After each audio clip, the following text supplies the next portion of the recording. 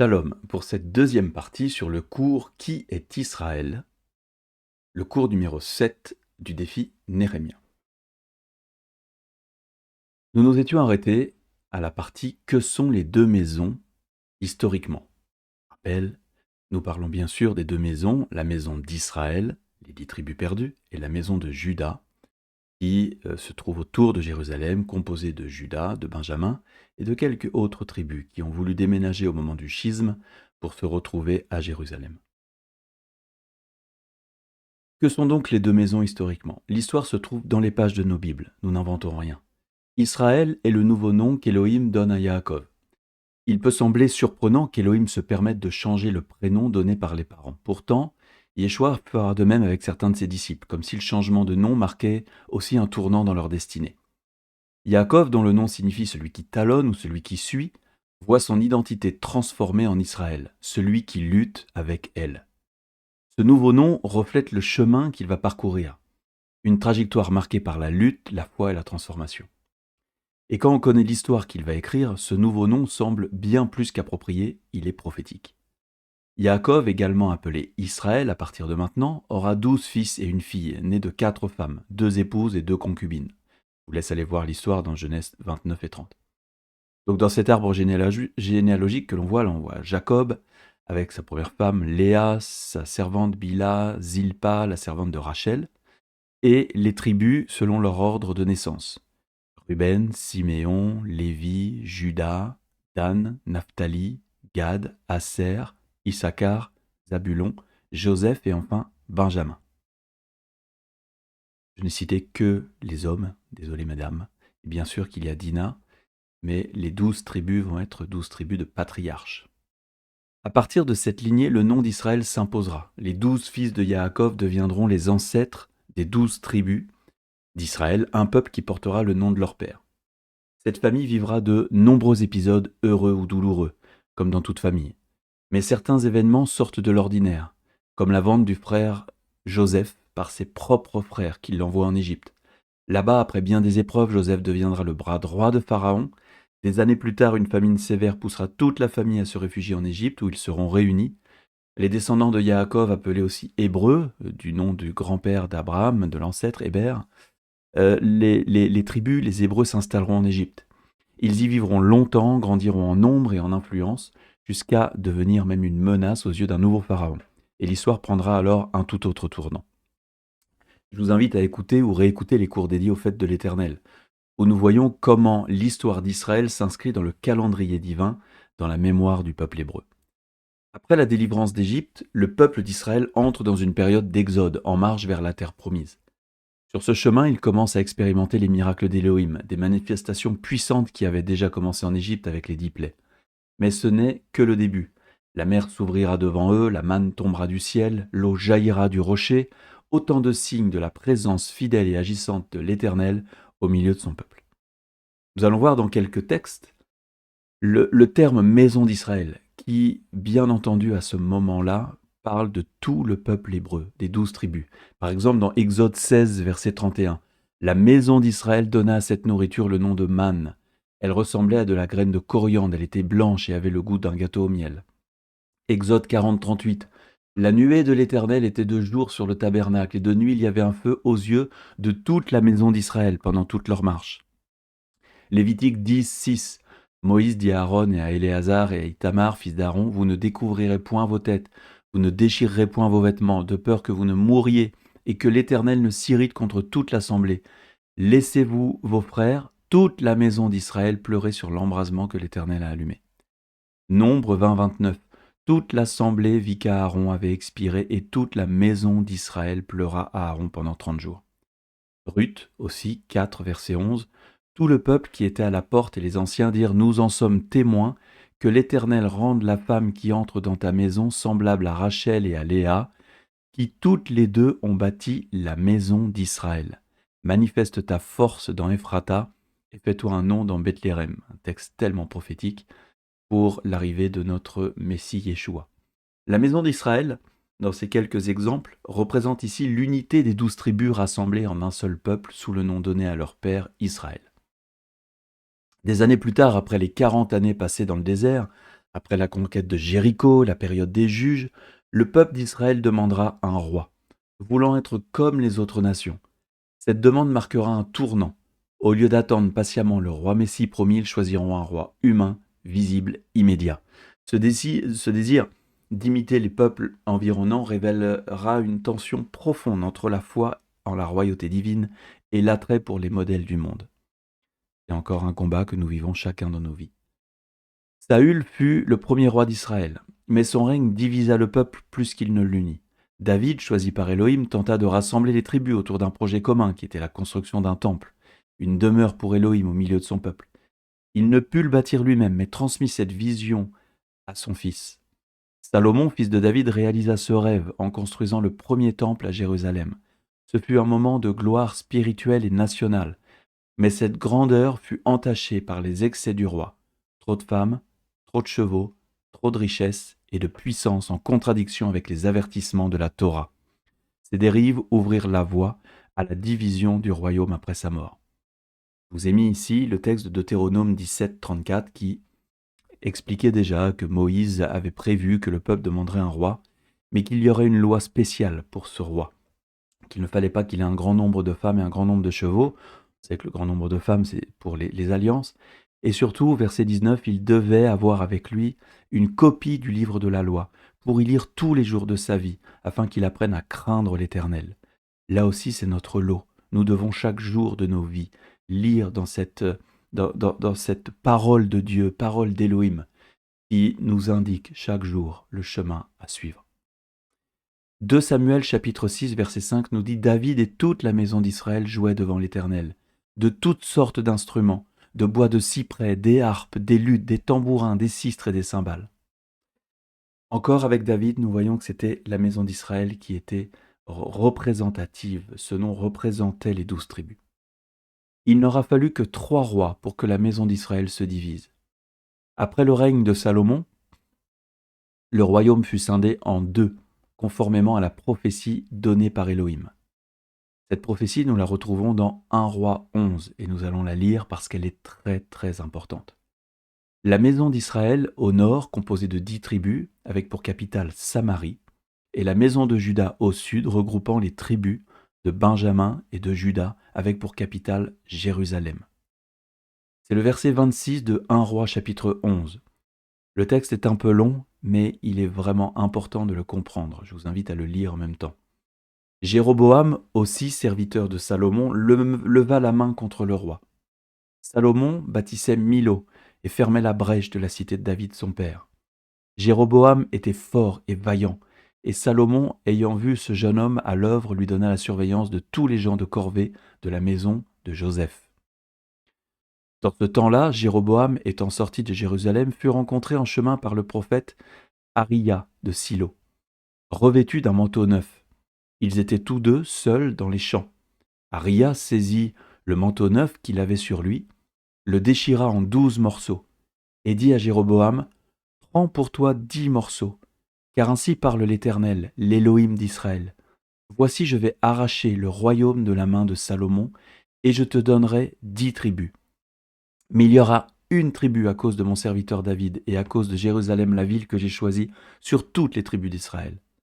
Et cela parce qu'ils m'ont abandonné, et se sont prosternés devant Astarté, divinité des Sidoniens, devant Kémosh, Élohim de Moab, devant Milcom, Élohim des fils d'Ammon.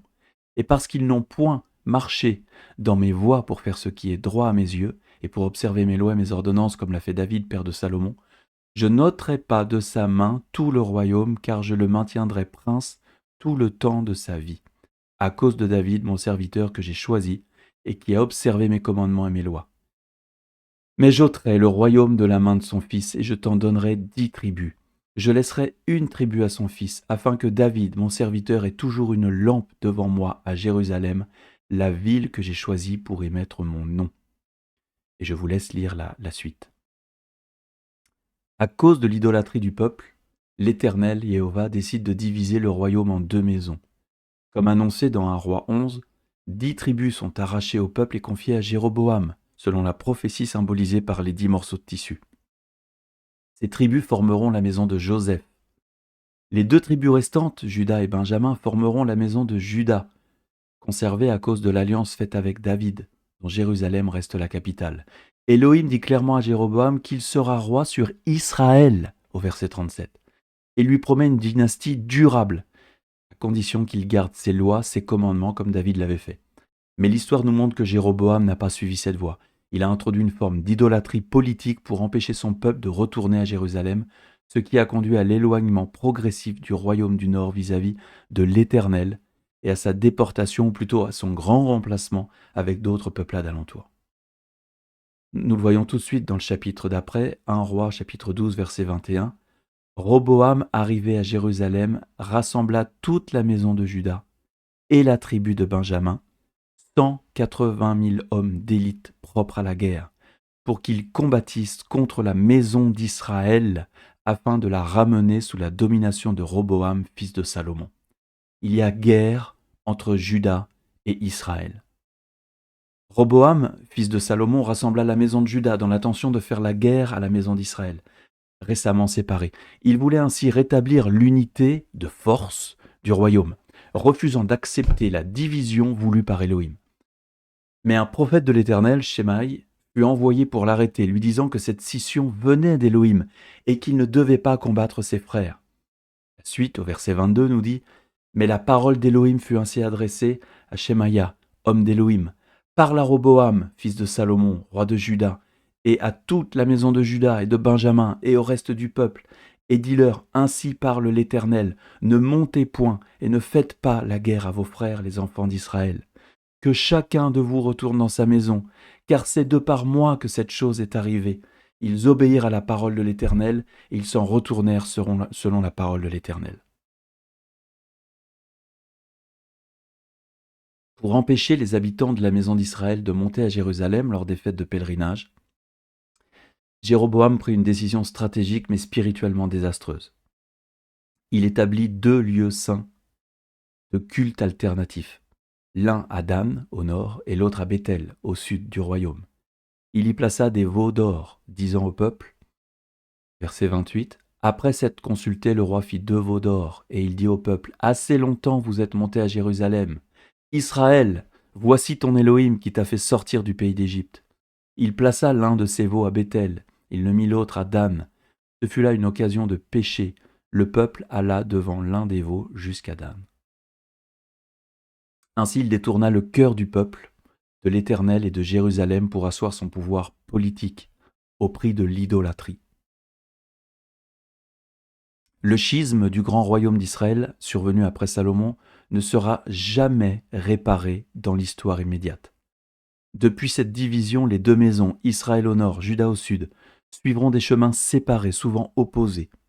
Mais l'espérance demeure. Il faudra attendre les paroles prophétiques d'Ézéchiel, notamment au chapitre 37, pour entrevoir le rétablissement futur et spirituel du véritable Israël, lorsque les 2 bois, celui de Juda et celui d'Éphraïm, seront réunis en un seul dans la main de l'Éternel.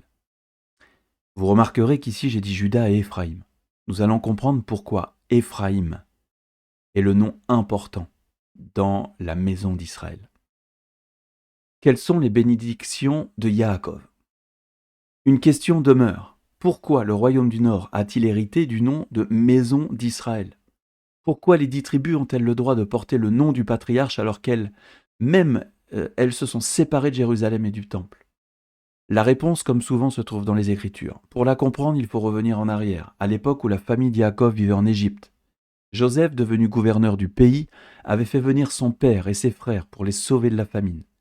Yaakov, brisé depuis des années par la perte de Joseph, retrouve son fils et retrouve aussi sa vocation prophétique. Sentant sa fin approcher, il réunit ses enfants pour leur annoncer leur avenir. C'est à ce moment-là qu'il adopte les 2 fils de Joseph, Éphraïm et Manassé, dans l'ordre de naissance Manassé et Éphraïm, leur donnant une place égale à celle de ses propres fils. Genèse 48, verset 5 nous dit « Maintenant les 2 fils qui te sont nés au pays d'Égypte, avant mon arrivée, vers toi en Égypte, seront à moi.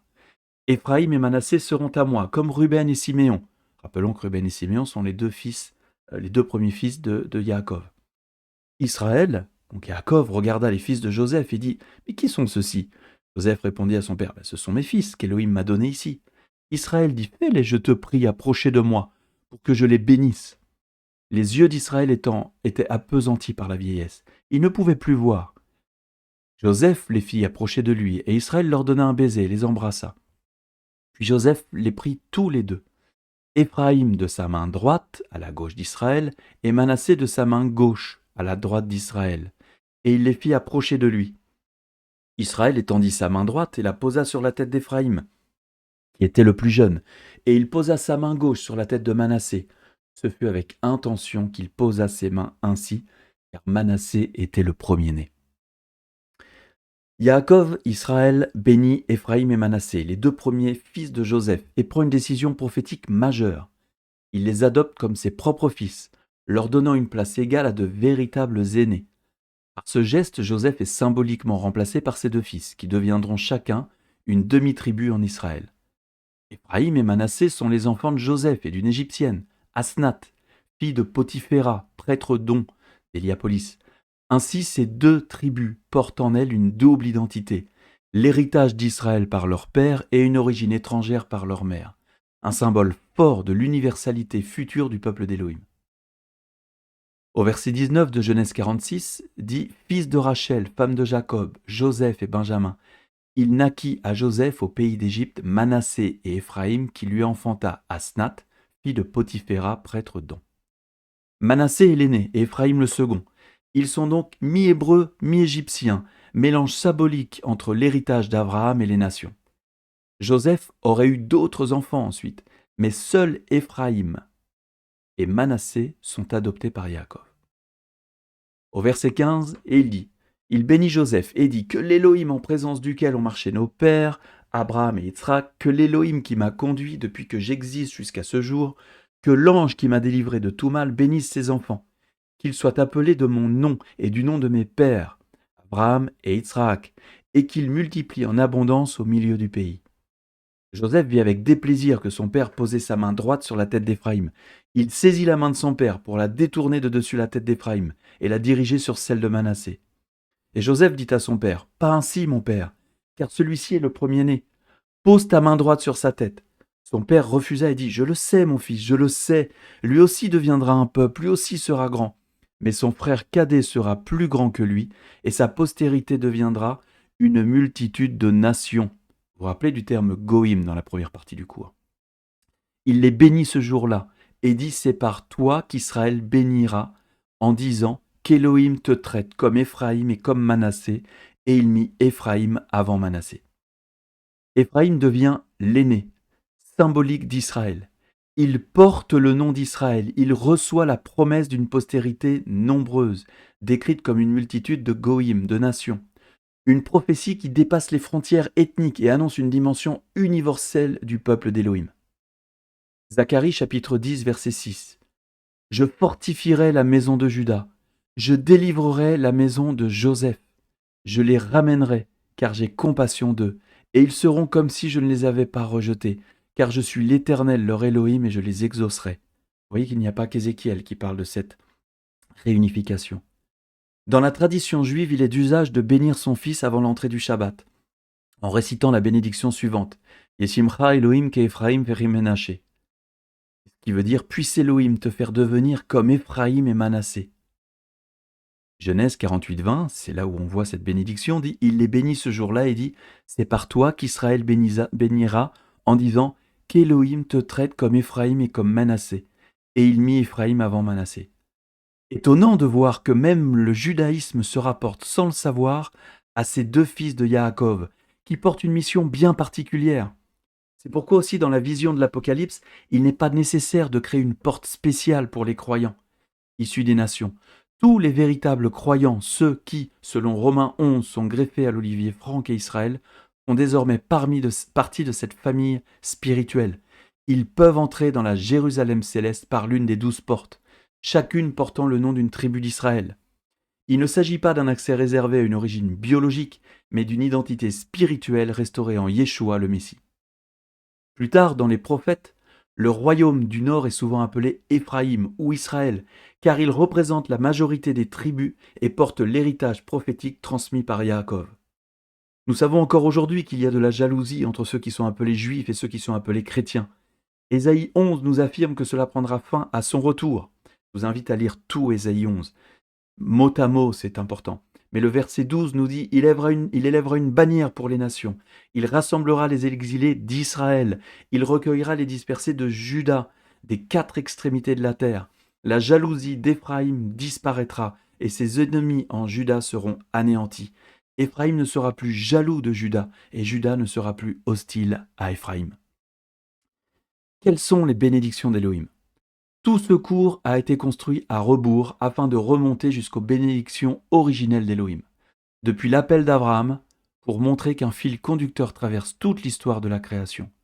Le dessein de sauver toutes les nations. Yeshua sera le point d'orgue de ce plan, invitant ses disciples à faire des disciples dans les nations. Quelles sont les bénédictions suivies d'alliance? Celles d'Abraham d'ailleurs. Genèse chapitre 12, versets 2 et 3. Je ferai de toi une grande nation, je te bénirai. Toutes les familles de la terre seront bénies en toi. Plus tard, dans Genèse 18, Abraham deviendra une grande nation et puissante, et toutes les nations de la terre seront bénies en lui. Et après le sacrifice d'Isaac, en Genèse 22, toutes les nations de la terre seront bénies en ta postérité parce que tu as obéi à ma voix. Isaac va hériter de cette bénédiction. Et elle sera à peu près la même. Genèse 26, 4. Je multiplierai ta descendance comme les étoiles du ciel, et toutes les nations de la terre seront bénies en ta descendance. En verset 24, l'Éternel lui apparut dans la nuit et dit, je suis l'Élohim d'Abraham, ton père. Ne crains point, car je suis avec toi. Je te bénirai et je multiplierai ta postérité à cause d'Abraham, mon serviteur. Nous sommes d'accord qu'ici, Abraham et Yitzhak ne sont pas juifs. Juif viendra plus tard avec la tribu descendant de Juda. En Jacob, Genèse 28, 14, lors du rêve où il est en train de partir vers Laban et qu'il voit cette échelle avec les anges qui montent et qui descendent. Ta descendance sera comme la poussière de la terre et toutes les familles de la terre seront bénies en toi et en ta descendance. Voyez le fil conducteur. Genèse 35, 9. Élohim apparut encore à Yaakov après son retour de Padam Aram. Et il le bénit. Élohim lui dit, ton nom est Yaakov. Tu ne seras plus appelé Yaakov, mais ton nom sera Israël. Et il lui donna le nom d'Israël. Élohim lui dit, regardez bien, je suis l'Élohim Tout-Puissant, sois fécond et multiplie. Une nation et une multitude de nations naîtront de toi, et des rois sortiront de tes reins. Le mot important ici, bien sûr, est multitude. Et après, nous voyons pour Éphraïm, Genèse 48, 19. Je le sais, mon fils, je le sais. Lui aussi deviendra un peuple en parlant de Manassé. Lui aussi sera grand. Mais son frère cadet Éphraïm sera plus grand que lui, et sa descendance deviendra une multitude de nations. Conclusion, Éphraïm hérite de la bénédiction d'Abraham, devenant ainsi la porte d'entrée pour toutes les nations de la terre. Ce rôle révèle que le plan d'Élohim est parfait et universel. Il inclut tous les vivants, à condition qu'ils acceptent son dessein.